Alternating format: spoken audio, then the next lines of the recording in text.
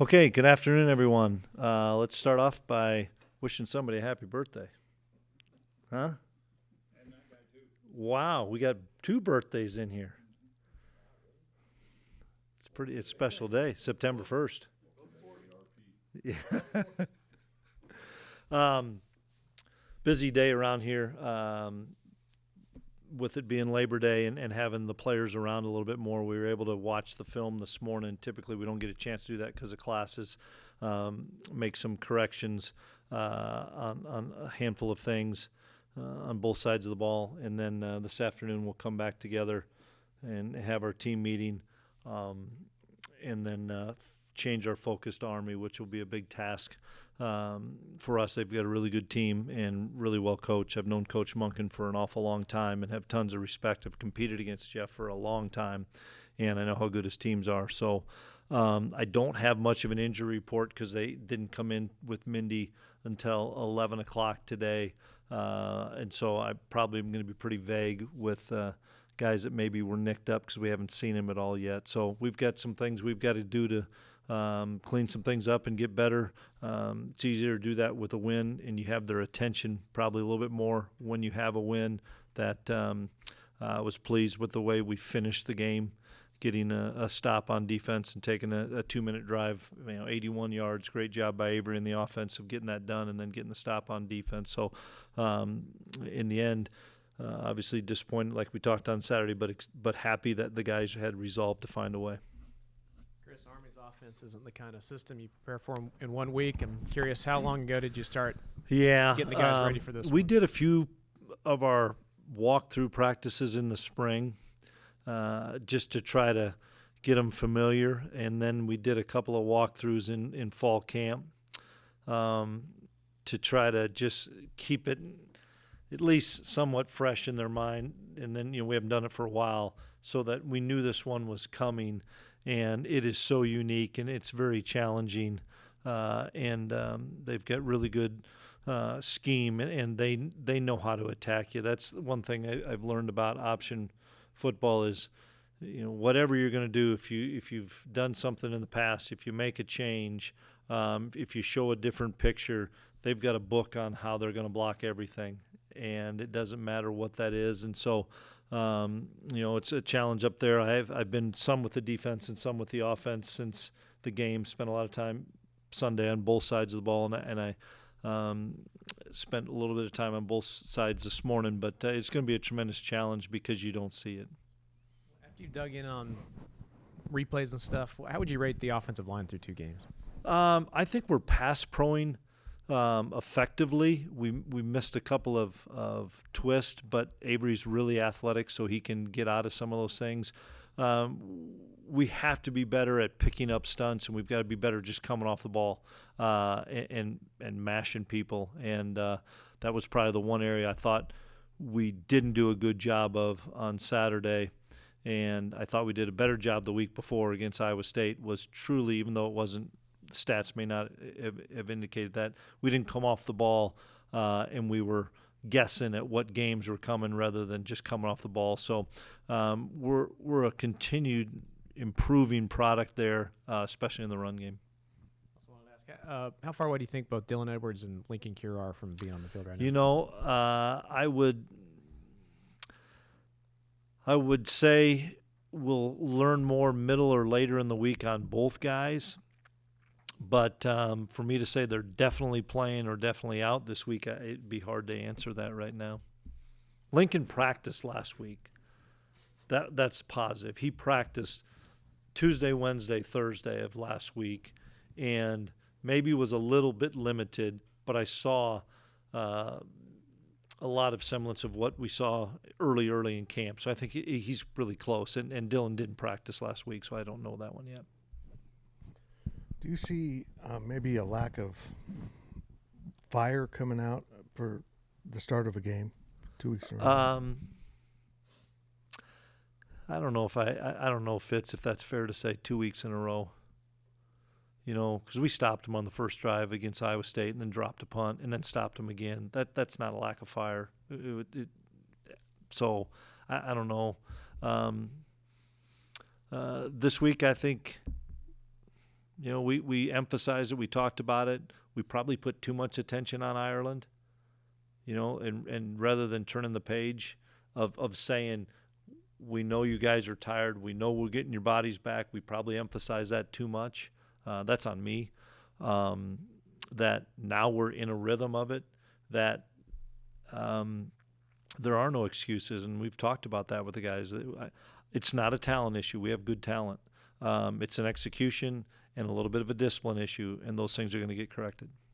You mentioned the line with pass protection, but has the run blocking been inconsistent? Yeah, that's what I just said. I thought that it's been inconsistent. Yeah, we got to be better there.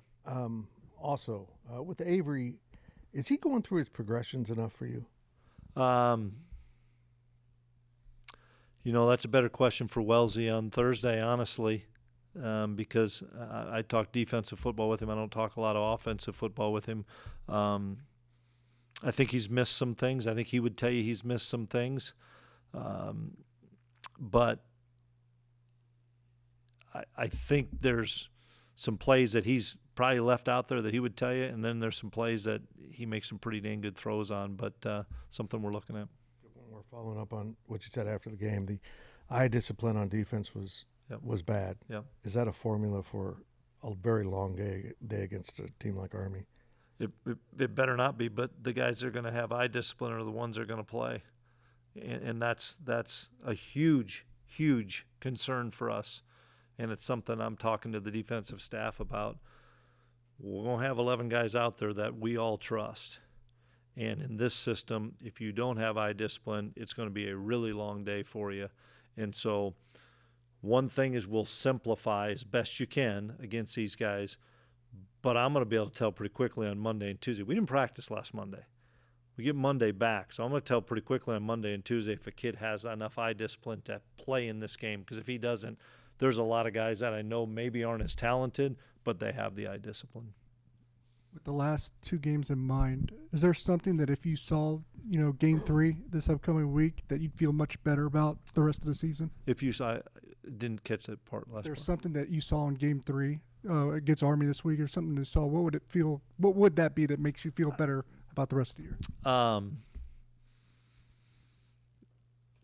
Eye discipline on defense for starters, playing more physical in the offense and defensive lines, and playing faster. Some of our better players are pressing and trying to make every play rather than don't press, let the game come to you, and when you see it, hit it as fast as you can. And VJ Payne comes to mind because VJ is a really good football player that I think is pressing a little bit. And I love VJ, and I know he's going to get through it because VJ is really good, and we've seen him make really good plays.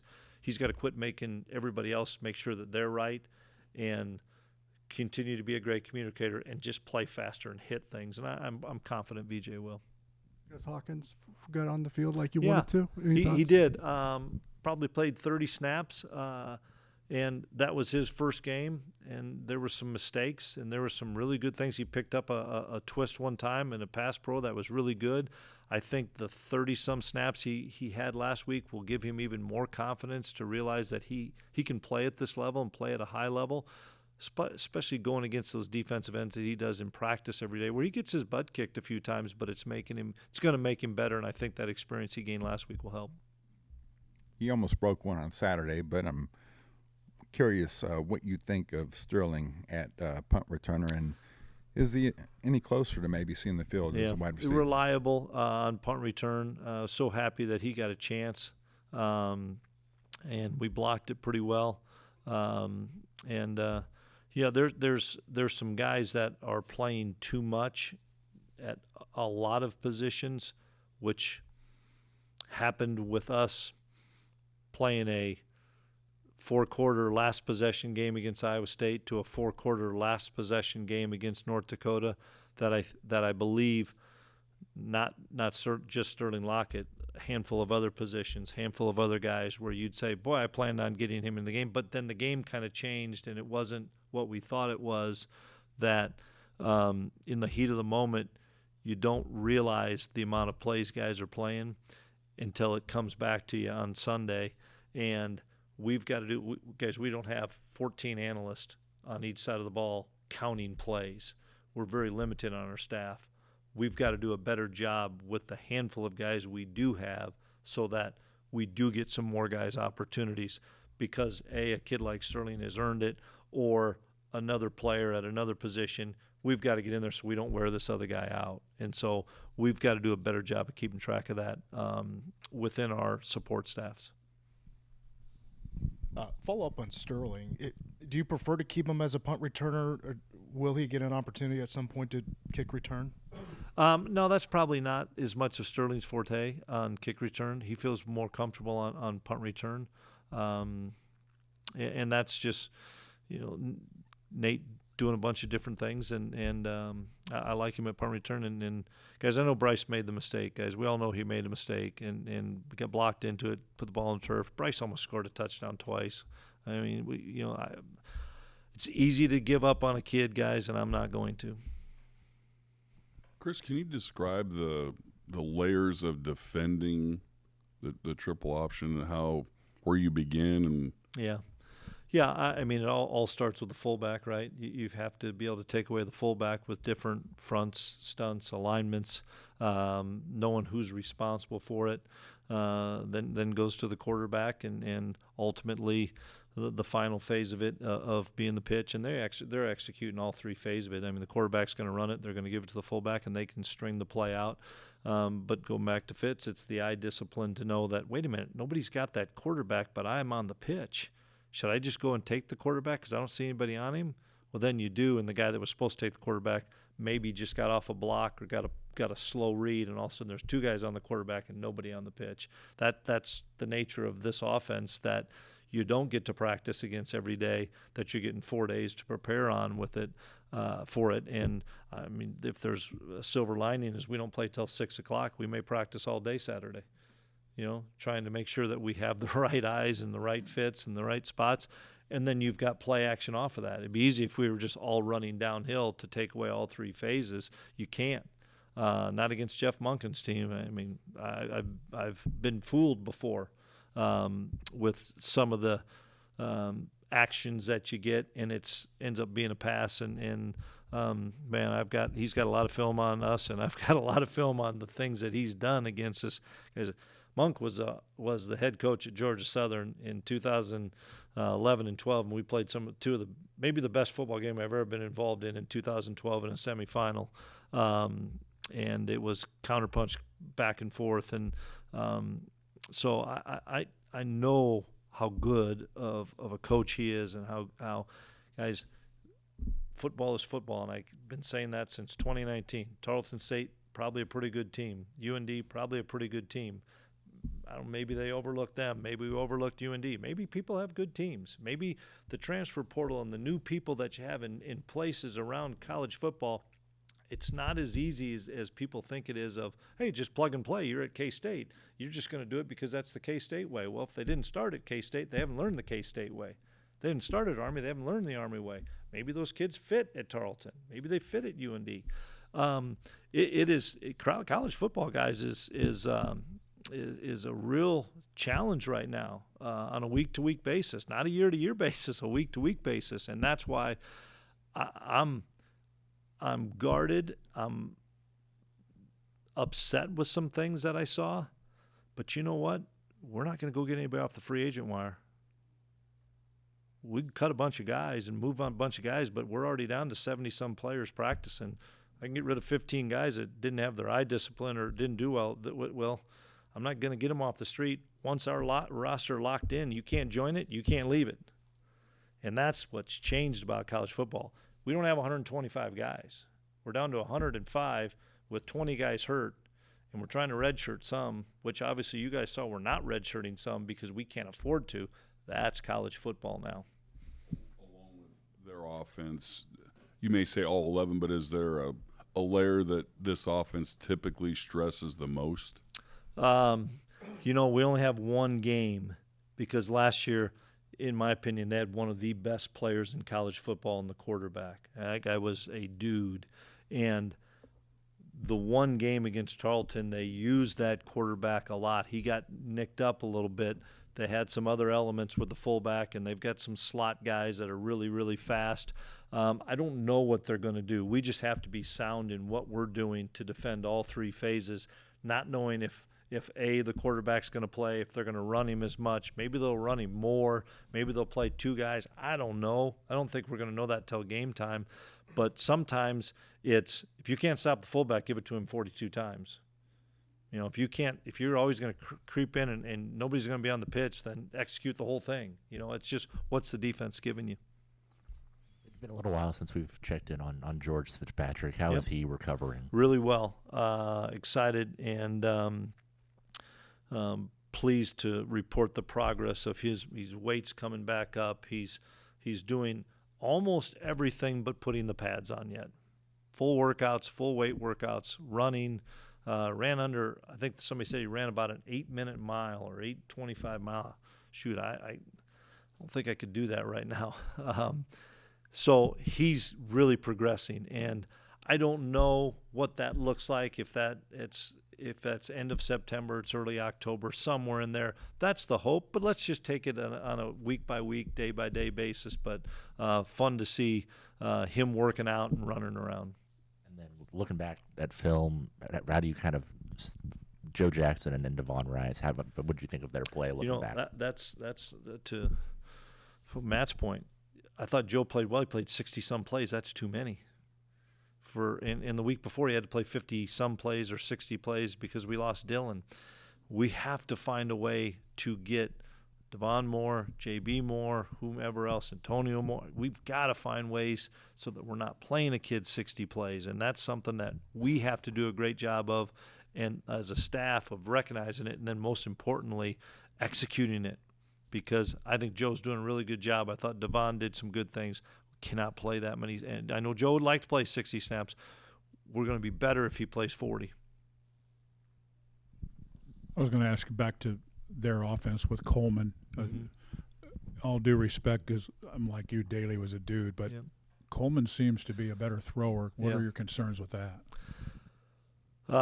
He ran the ball really well last week too, and made some good throws. They threw the post route down the middle that I thought was a really big time throw. There's probably just not enough video evidence on him. I know we had the one game last year that he started that we've watched. It's still, what are we going to give him and what are they going to try to attack? Coach, Avery's a true dual threat quarterback, and he can be elite at it. And yet, on Saturday up until that last drive, he had like 9 yards of rushing. What's causing that? I mean, is that choice? Yeah, I thought North Dakota did a really good job of what we would call mess charging their defensive ends right to his face, so his read was always to give it. And so you can take away some of that stuff of the quarterback run by not playing. There was one play on maybe it was a 3rd and 5 or 3rd and 2 or something. It was on our sideline where their defensive end crashed inside and played Avery, and we were able to outrun him and outrun that defensive end. Oakley was out in front. We ran for 20 yards or something, and that was the look we were hoping for. Then they said, we're never doing that again, and that was late in the game because the whole game they had just run people right at his face. Well, if you're running right at somebody's face and you're in that read game, you got to give the football or get whacked. Or we can say, nope, you're going to be Joe Jackson. Get it back to you. Kick out, run G with him, run power with him, run whatever where there is no read. We're August 30th. I don't want to do that with that kid 15 times, 9 times. If we don't have to, maybe we should have, and maybe we should have had a plan for it because we were in such a dogfight. But you got to be careful about making sure that we have this kid for the whole season too. And I think Matt is really wise on that and smart on that. Say, I've probably got to get him more carries, but I'd like those carries to be on the perimeter and not strictly downhill where you're getting tangled up and maybe, he's bigger, he's more durable and stuff. But son of a gun, somebody cuts your legs out and you get an ankle, and all of a sudden now we don't have the mobility. Guys, they made a really good stunt on the second to last play of the game, and they got everybody covered. but they looped out a 3 technique against one of the fastest kids in college football, and that's why we won the game, because he's fresh enough and didn't take a bunch of hits that he was able to outrun that guy and run all the way down to the 5-yard line. And so that's what he's providing us right now when needed, rather than snap it, run QB draw or something. Also, what's the progression of the backup quarterbacks? I think we all expected we might see someone, but it didn't work out. Doesn't work out that way. So you're just in the dark like we all are. Good try, though, Fitz. Does that add to the caution, though, with Avery? Because you don't know what you have back there. Well, we know what we have back there. Okay. You don't know what we have back there. And that's the intrigue that I like. You know, just keep you guessing on it, Fitz. Coach, I think sounds like we might have JB in here for the first time, and just curious if you could give us maybe a thumbnail sketch on his story, what you like, and maybe his potential this year. Okay, we got 3 different JBs that I call, so which one you having in? The tall one that catches passes. Okay. We got JB Price, we got JB Nelson. Okay, so Jerron, infectious personality, man. You're gonna love him. He lights up a room. He's always got a smile on his face. Loves to play. I think he's ecstatic that he came here with the guy that recruited him and Coach Wells, that can hold him accountable and challenge the heck out of him, and he likes it because there's a lot in Jerron, and I think he's a terrific football player, and we're just kind of seeing the start of that as he gets more and more comfortable with our offense. But infectious personality that everybody in the team likes, and practices his tail off, plays hard, learning about Avery, learning about our offense. I mean, this is his 3rd system now, and probably 4th system, because he had a couple at Tech that, you know, it may take a little bit, but he's already had an impact, and I think the impact's going to continue to grow. Given just that it is Army and it's Fort Riley Day, do you guys have any plans to, I mean, I know you want to win the game, but to honor the other team in any way? Yeah, that's a great question that Kenny Lanou probably should have thrown at me before I came down here, because I'll be honest with you, since I got up yesterday morning and came in here, all I've done is sit and watch UND and try to fix some of those things and watch Army. I haven't really thought of it, but I'm sure that our media relations guys will lead me in on that pretty soon.